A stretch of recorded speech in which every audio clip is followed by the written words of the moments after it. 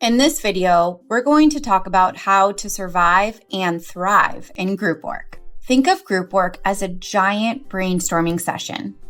Everyone comes from different places with unique ideas and experiences. It's not just about getting the info out there, but about understanding each other's perspectives. Let's explore practical ways to enhance our interactions, particularly in group settings in the classroom. We will start with chatting across cultures. Embracing cultural diversity enriches group discussions and outcomes. Here's how to do it effectively. Educate yourself. Learn about the cultures in your group through reading, watching documentaries, and talking to peers.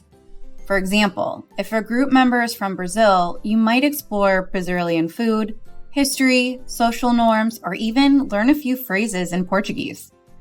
This effort helps dismantle stereotypes and build genuine connections. Listen like a pro.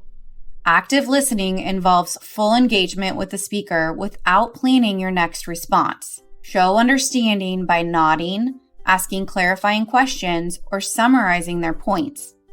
For instance, if a team member explains a cultural tradition, you might say, "So what you're saying is that this tradition is significant in your culture because..." Drop the assumptions.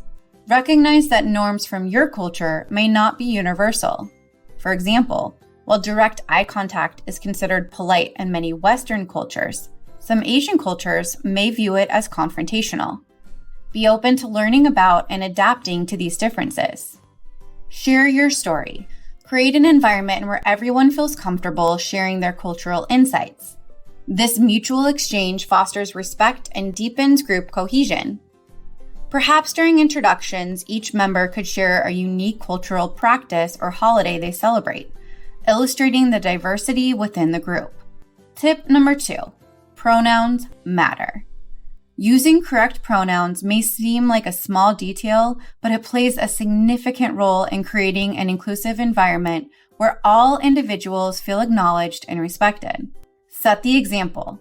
Introduce yourself with your pronouns and encourage others to do the same. For example, I would say, "Hello, I'm Jess, and I use she/her pronouns. What are yours?" Make it a safe zone. Declare your group a safe space where everyone's identity is respected.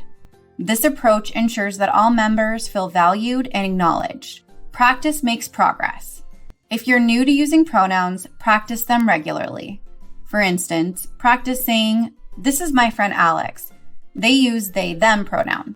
Own your oops. If you slip up, apologize sincerely, correct yourself, and move on. Acknowledging mistakes and learning from them shows respect and commitment to inclusivity. Tip number 3, embrace different strengths. Leverage the varied strengths and abilities in your group with these strategies. Start by using the shine and let shine method. If you know a lot of the answers, try holding back and give others time to think and solve on their own before helping or showing them your solution. With that, expect to and be willing to make mistakes yourselves. Mistakes are a valuable part of learning and exploring ideas and problem solving. One person's mistake may lead to another's approach to solving a problem. Embrace diverse strengths. Identify each member's strengths and interests, and assign group roles accordingly to enhance team effectiveness and ensure meaningful contributions. Within your group, set goals and deadlines. Agree on what you aim to achieve and set a timeline for each stage of your work. Having SMART goals can keep the group focused and on track. With that, recognize that some tasks may require different timelines or methods depending on individual strengths and challenges. Offer flexibility and support. Recognize individual needs. Understand that tasks may require different timelines or methods based on individual strengths and challenges. Flexible role and deadlines. Allow flexibility in role assignments and deadlines to ensure equitable and effective group work. Leverage strengths. Assign tasks that play to each member's strengths, such as having a visual thinker create the charts and diagrams for your project. Check in regularly. Establish a routine of checking in with each other about progress and challenges.